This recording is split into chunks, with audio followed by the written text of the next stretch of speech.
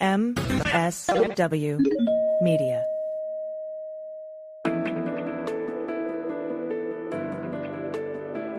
SpyTalk, a podcast at the intersection of intelligence, foreign policy, national security, and military operations.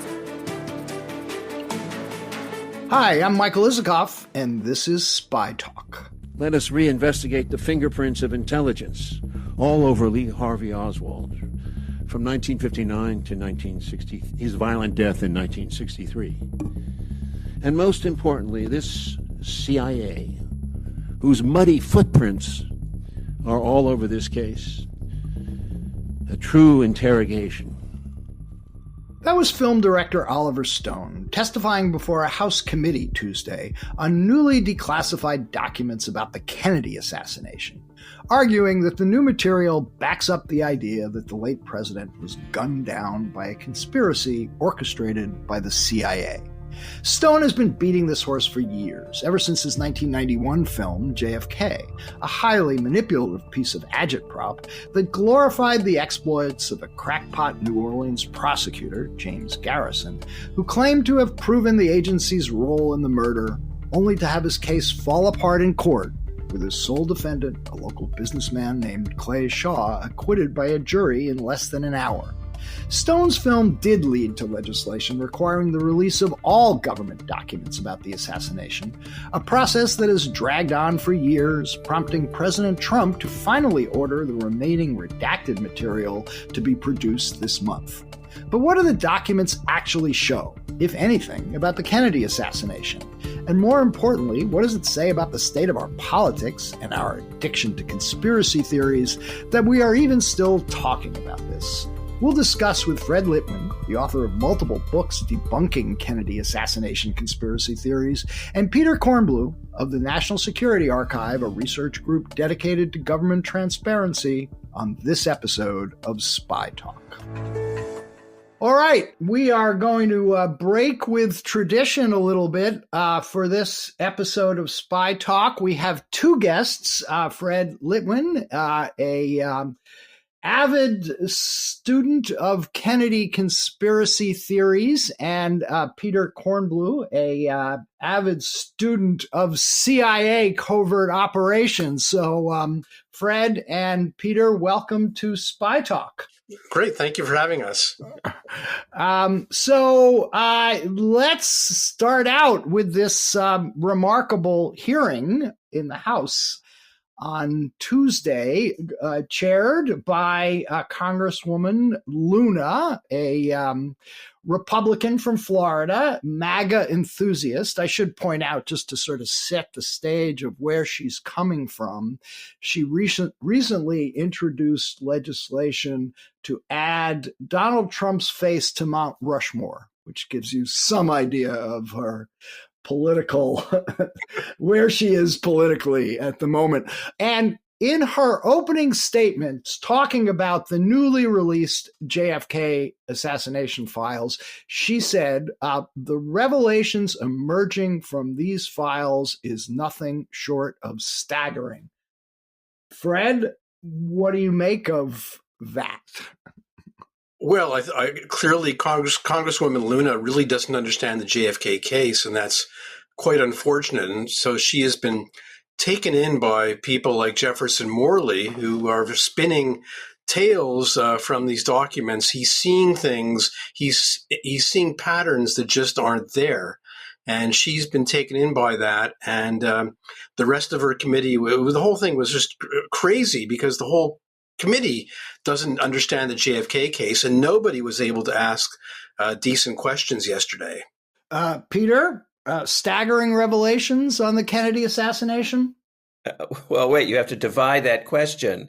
There are smoking guns in these documents, but they're about the history of CIA covert operations around the world, not about the Kennedy assassination. And people do not understand how these other documents on CIA covert operations in Italy and Chile and Mexico, et cetera, got into a collection that's supposed to be about the Kennedy assassination. And that takes a lot of time to explain, but it's very important. And these documents literally have the final secrets that the CIA has tried to safeguard for decades, never wanted to let out and never would have allowed to be declassified for eternity had not we had this JFK Assassinations Record Act that basically mandated that all these final secrets be released. And I want to talk about some of those secrets, but I want to start out with what the hearing was about, which was the Kennedy assassination. And Peter, just to put a fine point on this, have you seen any revelations that have moved the needle or shed any light on the Kennedy assassination itself? There are none that we have seen. And I would go way out on a limb and predict there will be none in the end. And those of us like Fred and myself and others never expected to see any such revelations on the actual Kennedy assassination, because, for one thing, many of these documents have been released before in almost unredacted form. And so we've had them, and none of them have shed any light on or changed the narrative as we understand it and know it, that Lee Harvey Oswald, acting on his own, shot the president on November 22nd, 1963 in Dallas, Texas. I think what Jefferson Morley has been doing is a good example is he's taken one FBI document. This is an FBI document where they found out about HT Lingual. This was the program to intercept mail between the Soviet Union and the United States. The FBI finds out about it. They go to talk to James Angleton. And this is an FBI document with they're reporting what Angleton is telling them. And he says, well, the main reason we're doing this is to develop some sources and contacts in the Soviet Union. And so they report that back. And so Morley thinks, oh, my God, that was the reason why they added Oswald to the list because they wanted him as a contact, which is wrong. There were other reasons why the CIA did this program. And of course, because Oswald defected to the Soviet Union, he was added to the watch list. And Morley has this belief that the CIA was surveying Oswald when in fact Oswald was always brushing up against American intelligence. So they weren't reading Oswald's mail, but Oswald's mail was being intercepted by this program. And in fact, the program only intercepted one letter from his mother to Oswald in the Soviet Union. Yeah, I was amused by that in reading over the dossier, which Morley several times held up at the hearing, suggesting it was an important document that had significant revelations. The letter, the one letter that was intercepted is a letter from Oswald's mother to Oswald while he's in the Soviet Union, telling him she's going to be sending him a parcel and asking him to write more frequently to her. Yes. So the CIA discovered that a mother wanted to read more letters from her son. There's another document in the dossier that's a State Department document where his mother goes into the State Department and says, my son is in the Soviet Union. I'm worried that I haven't heard from him. I think he might be a U.S. agent being sent there. And frankly, I'm destitute and I need compensation. I need money. And the State Department official responds, well, there's no evidence that he's an agent of ours, but we'll try and get the message to him that he should write to his mother, and we'll do that for you. Right. So this 192-page dossier that was sort of featured prominently at this hearing, I read through it, and most of it is, there's newspaper clippings about Oswald defecting to the Soviet Union. There's State Department cables about Oswald coming into the embassy in Moscow initially, and then also trying to get his passport back when he's returning. There's FBI reports on his arrest in New Orleans, and when he gets into a scuffle with anti-Castro Cubans, all of which were routinely copied to both the CIA and the INS, the Immigration and Naturalization Service, and I think the Department of Navy, because Oswald was a former Marine. But they don't show, other than that one letter from Oswald's mother, surveillance of Oswald himself, correct, Fred? Yeah, I mean, he wasn't under surveillance, but he was, it's Morley seems to be bewildered. Why are all these documents in the hands of the CIA before the assassination? Well, if you go to the Soviet and Cuban embassies in Mexico City at the height of the Cold War, guess what? Your name is you're going to be in a CIA file. If you defect to the Soviet Union, you're going to be in a CIA file. So Oswald was always brushing up against American intelligence, but he wasn't under constant surveillance, as Morley seems to want to imply. Except for when he was in Mexico, and then there was some surveillance. And but I think Fred's point, Peter, is that the surveillance wasn't of Oswald per se; it was of the embassies, exactly, the Soviet and Cuban embassies. That's correct. Yes. Right. And Oswald comes in. So, he gets picked up in the surveillance. Now, Morley in his testimony, I should point out, I've known Jeff Morley for years. I've been friendly with him. He's a nice guy. He's a diligent researcher. And has written multiple books on U.S. intelligence activities that had a lot of useful insights. I do think on this one issue about which he is obsessed, he is completely off his rocker. And I think I've told him in perhaps not so many words about that directly. But he says, well, the dossier may not be a smoking gun, he tells the committee, but the tipping point for him was James Jesus Angleton, chief of CIA counterintelligence for years, lying to the House Assassination Committee in 1978 about the mail order program. And Oswald being a target of the mail order program. So, first of all, the mail order program is not new, correct? We've known about that since when? Since Church Committee in the 1970s, they published a very, very detailed report about H.T. Lingual. Right. So the fact that the CIA was opening the mail of people it suspected of whatever was something that was going on for years. The Oswald, it looked to me in reading over the file that Oswald was just one of 4 defectors who were being subject to this program. Correct. Did Angleton lie about the program to the House Assassinations Committee? And does that therefore reveal the fact that he lied complicity in something? I don't think he lied. If you actually go back to the testimony, they were actually asking Angleton what he thought of a notation, a card that was in Oswald's 201 file. Basically, it talked about, it had a reference to H.T. Lingual and had a reference to the translator of documents. And so they were asking Angleton to explain what is this notation. And he was explaining it. It's H.T. Lingual. It's the Mail Intercept Program. R.E. was the initials of the translator. The HSCA knew that was Reuben Ephron, and they asked him about Reuben Ephron. So they knew that. Now, to Morley, because Oswald was the subject or was part of H.T. Lingual, to him that indicates, oh my God, he was part of a counterintelligence operation, which is not true. He wasn't part of a counterintelligence operation. He was just one person on the H.T. Lingual list.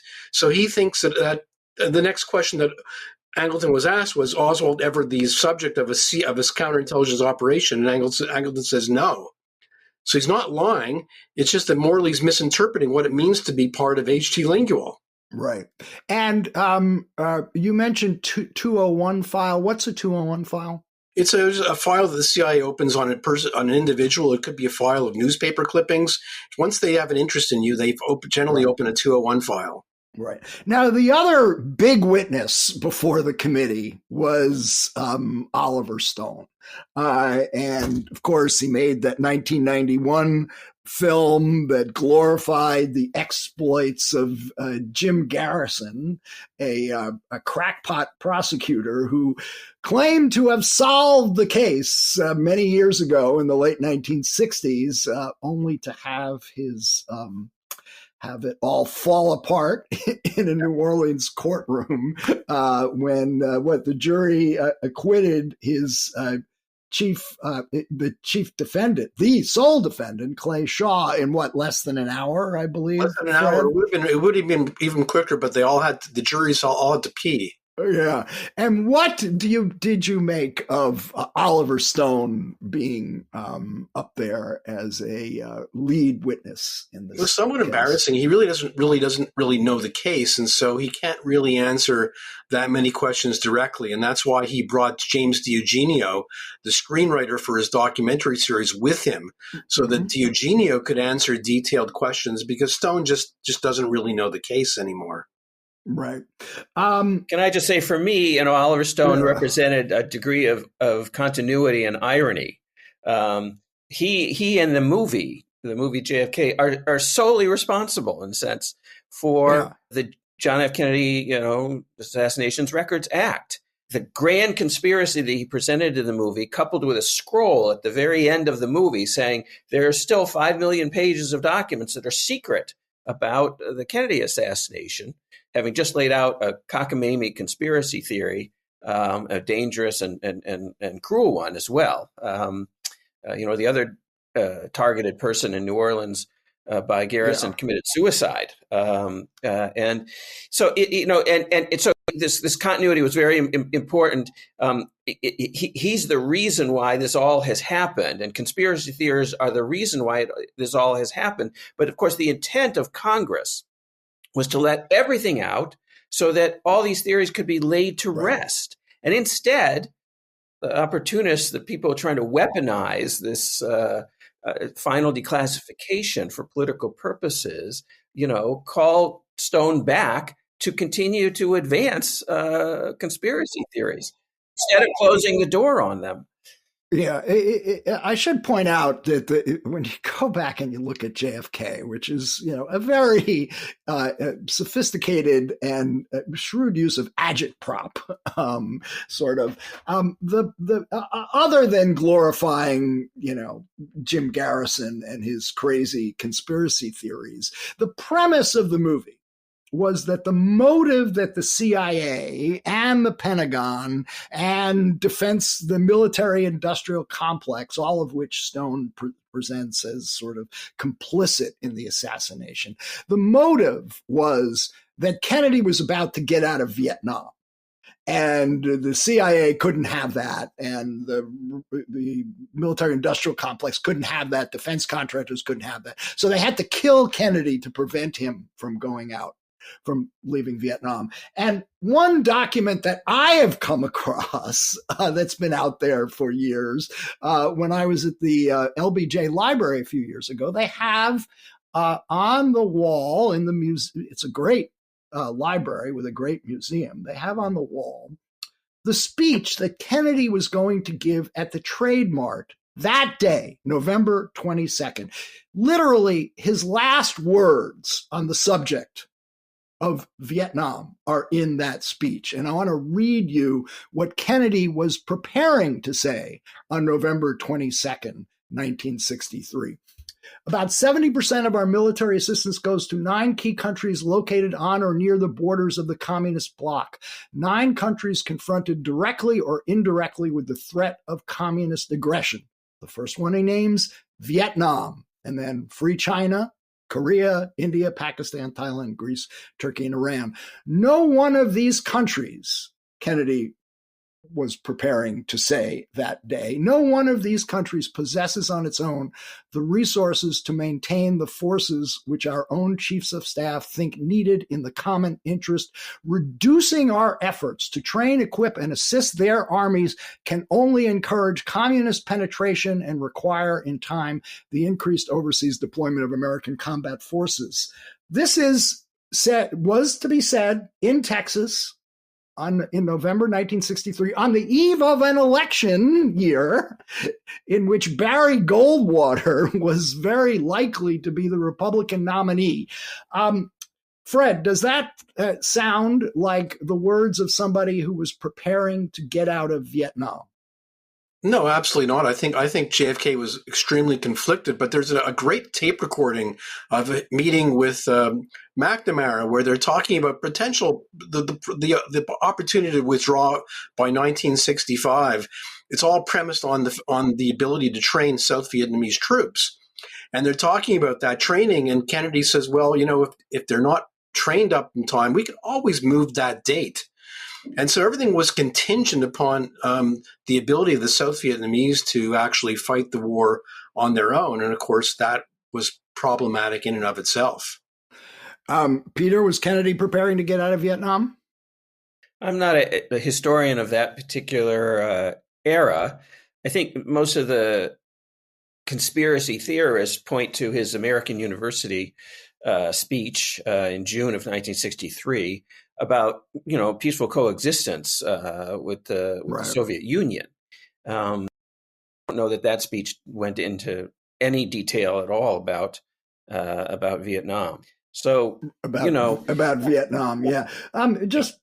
I think as best we could say, Ben Barnes, who actually prepared Kennedy's trip to Dallas that day and helped lay it out, says the speech was a cowboy speech. And he was in Texas, and the idea that Kennedy would have done anything in 1964 when he was going to be running for re-election and leaving himself open to attacks from Goldwater and the right wing, that he had lost Vietnam or abandoned it to the communists, seems a bit far-fetched to me. One final point on conspiracy theories, and then I want to get to the documents that Peter would like to talk about that do shed light on other matters. Oswald got his job at the Texas School Book Depository in mid-October of 1963. Kennedy's plans, the parade route in Dallas wasn't finalized and publicized until early November, correct, Fred? Even much later than that, yeah. It was really publicized like a week, a couple of days before, and of course they were debating weeks before the arrival. They weren't really sure exactly where the motorcade would go. Right. So, has anybody ever figured out how the CIA could have used Oswald as a patsy, which is the claim of the conspiracy theorists? That's what Oswald himself called himself. When he goes to work at a place where nobody has any idea that Kennedy will be driving by a few weeks later. Well, not only that, when Oswald went to the interview for the Texas School Book Depository, there's two different warehouses that the TSBD had. So truly could have sent him to the other warehouse. It's just luck he chose the warehouse on Elm Street. Yeah. And just my final point on this, and Fred, I do want to go to you on this. The conspiracy theory is, well, Oswald may have been shooting from the School Book Depository, but there were these other guys on the grassy knoll, right, who happened to be firing at exactly the same time. How did they communicate?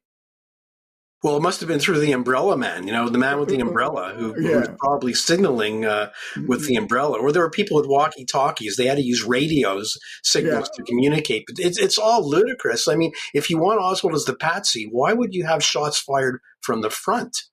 Wouldn't all your shots be fired from behind to implicate Oswald? The whole thing doesn't make sense. Yeah.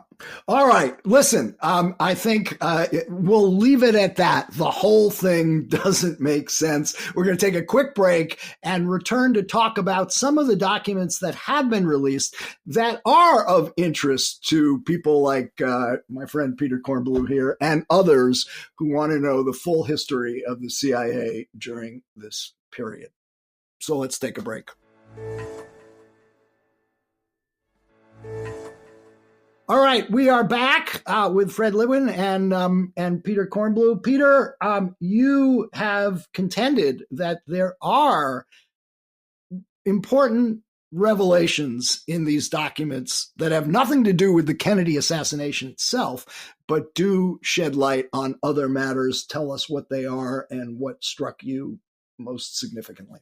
Yes, I'm very happy to emerge from the weeds of conspiracy theories to the actual historical facts of the universe of CIA and FBI covert operations, which we learned a lot about from the Kennedy papers and are continuing as we sift through these largely uncensored final releases of pages.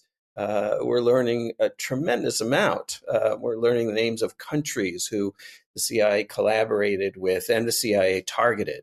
We're learning the names of agents, frankly, that the CIA had all around the world. We are learning, and this is incredibly entertaining for anybody who's kind of a quasi-student of CIA history. We are learning all the code names, which were censored before. MH Dozen, Wudor, which was the code name for breaking into the Chilean embassy in Washington in the early 1970s and setting up a whole secret wiretap and microphone listening system there to spy on Salvador Allende's Chile. The incredible amount of no, but wait a second. Salvador Allende's Chile comes years after the assassination. 1971? Yeah, that's the right. Assassination was 1963.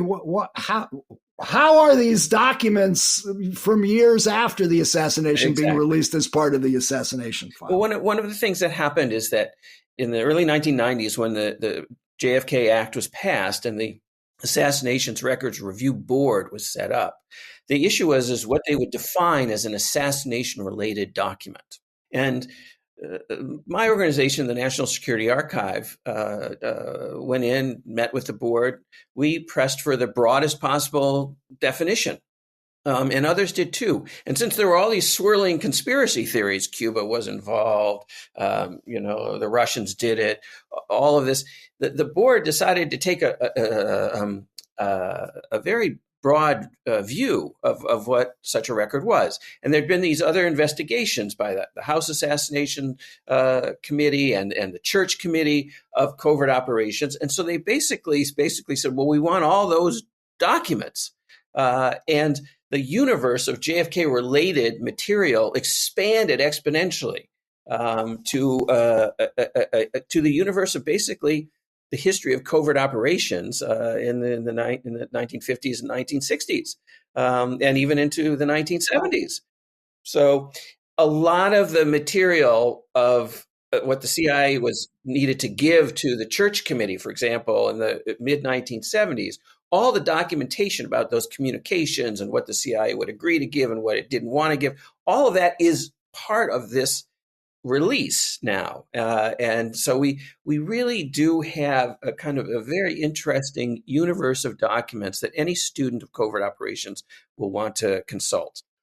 Okay, one big document that has now been fully declassified is the Arthur Schlesinger memo after the Bay to Kennedy after the Bay of Pigs.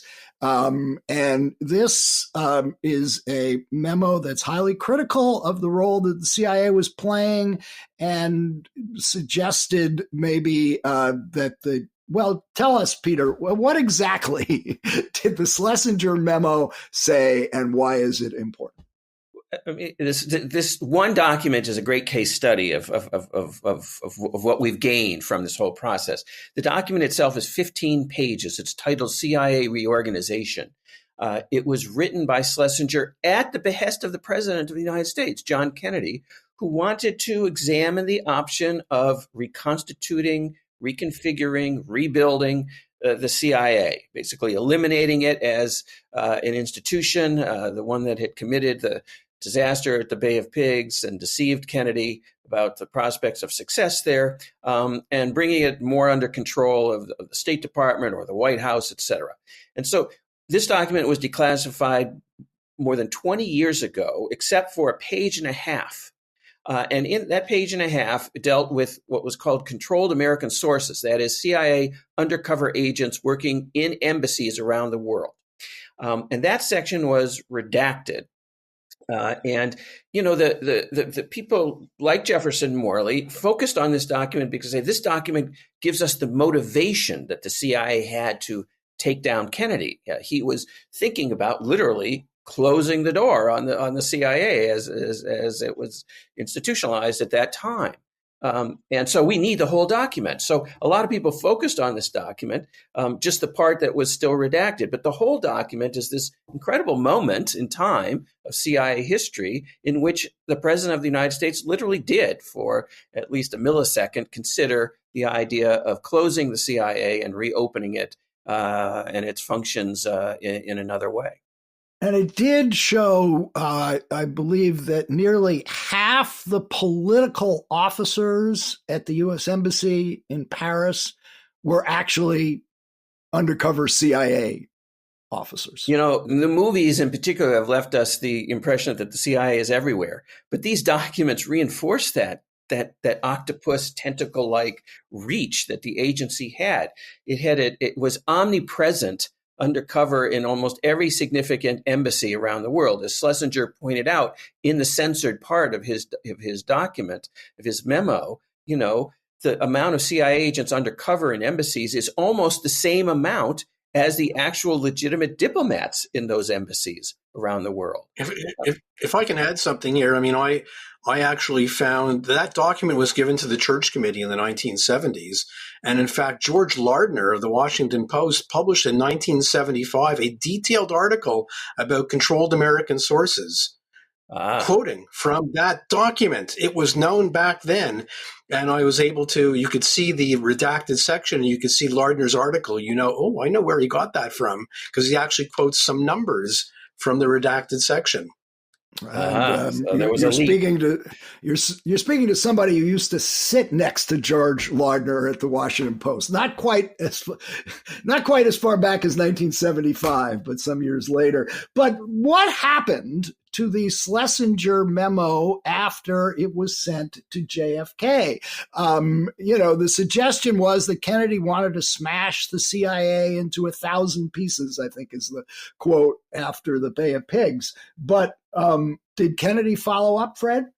Well, first off, that quote may not be true.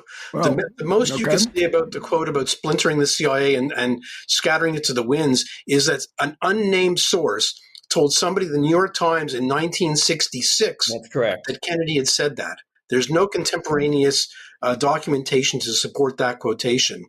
And of course, what happened was Kennedy moved some of the CIA operations into the Defense Department. And in fact, Robert Kennedy took over a lot of covert operations, and the Kennedys loved covert operations. And they did more of them than any other president. So he may not have been happy about the Bay of Pigs, but he certainly liked what the CIA and covert operations were capable of doing. And they continued to work. The Kennedys, with Robert Kennedy taking the lead, continued to work with the CIA on Operation Mongoose to get rid of Castro, correct, Peter? No, they started Operation Mongoose after the Bay of Pigs, under the tutelage of Robert F. Kennedy, the Attorney General of the United States, assuming basically the position of, director of covert operations and overseeing the special group augmented, the top elite, small group of men who supervised and decided on the most secret of covert operations around the world. And it was in that context that Operation Mongoose, in the aftermath of the Bay of Pigs, was developed. It included much more than the CIA. The Pentagon was very heavily involved. And in fact, it was under Mongoose was run by a lieutenant general. So, the covert operations continued, and Kennedy had an inclination for a moment and the opportunity in the aftermath of the Bay of Pigs to try and emulate the British model of control over the intelligence community and covert operations. But he went ahead and tinkered with this and that. He forced, Allen Dulles into retirement. He fired Richard Bissell, the deputy director for plans, holding them both responsible for the Bay of Pigs disaster.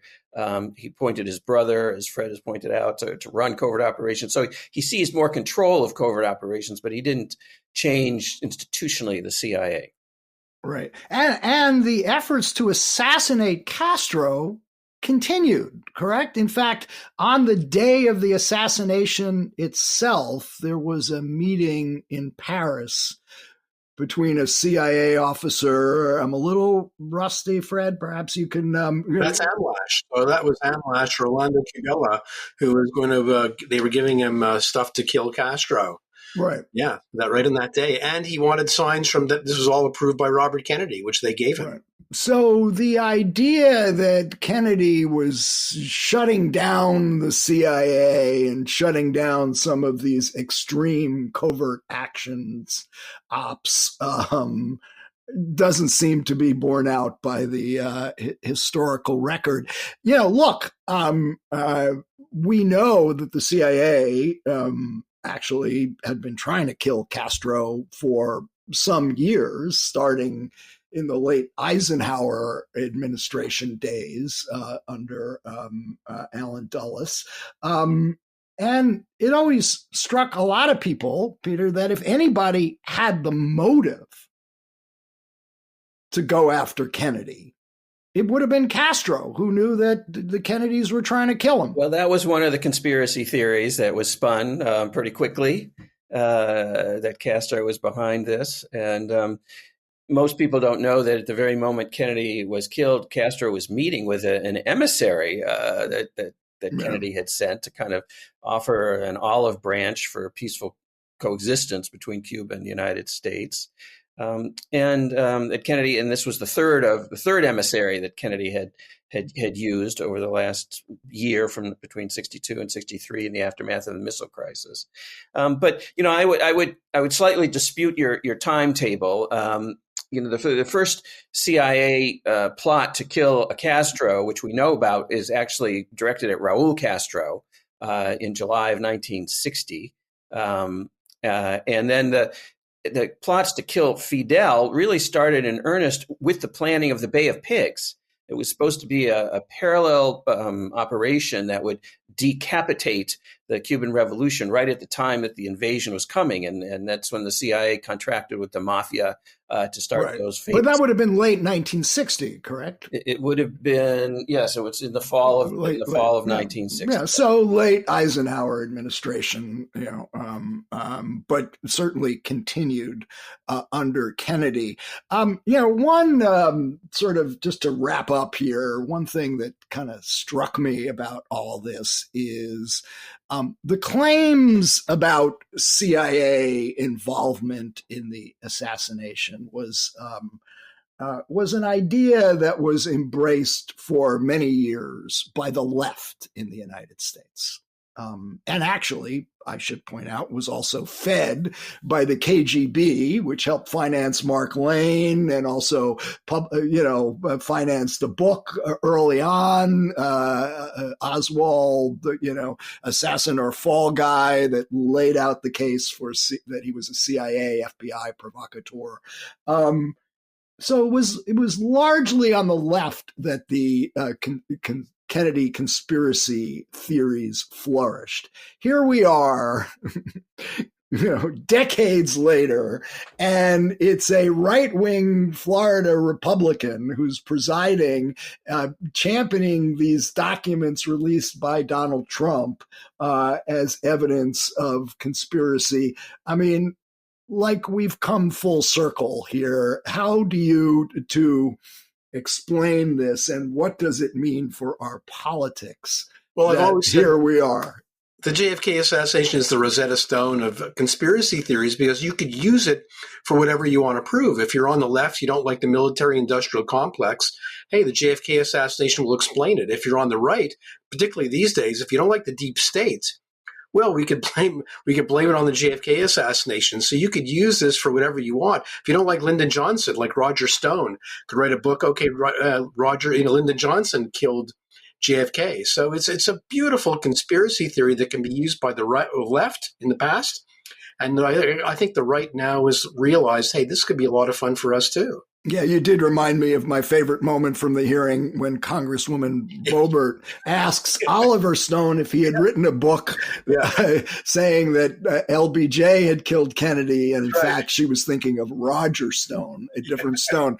Peter, final word on where we are in our politics. Yes, please. I mean, watching the hearing yesterday and thinking about this whole situation, the advocates of transparency and the right to know find themselves with very strange bedfellows suddenly, with all the all these members of Trumplandia pushing for massive declassification and talking about transparency and the American public's right and deserving right to know what their government is doing in their name, but without their knowledge. And of course, that's a way of attacking the deep state and the so-called deep state, making it seem like that's something separate from the U.S. government, but and from the White House. But the truth is that this is being weaponized to I would say make Trump look good, make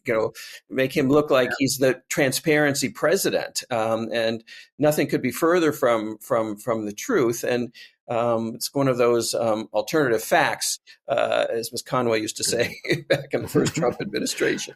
But in the end, because of the law, less because of Trump and more because of the law, we have these documents, almost all of unredacted. We are learning about history. These documents go way back, but they remind us of what happens when democracy is not informed and when darkness and secrecy take over, and an almost autocratic kind of method of operation becomes the norm. And so they're quite lesson producing, and it's good that we are focusing on them again. Well, on that positive note about an otherwise deranged hearing before the House, I want to thank you both for joining us on what turned out to be a really interesting and hopefully illuminating discussion. So thanks, guys. And until the next Kennedy release in another 60 years, we'll leave it at this. Thank you very much. See you then. Thanks. And that's it for this week's Spy Talk. Be sure to check out our complete podcast archive on Apple or wherever you get your podcasts. And if you haven't already, do check out the SpyTalk.co news site on Substack, where we offer a steady diet of scoops and original analyses on the intersection of intelligence, foreign policy, and military operations. Just Google Spy Talk and you'll quickly find your way there. This edition of the Spy Talk podcast was smoothly produced, as always, by Kanai and expertly edited by Molly Hockey for MSW Media. That's it. See you around. I'm Michael Isikoff. Thanks for listening.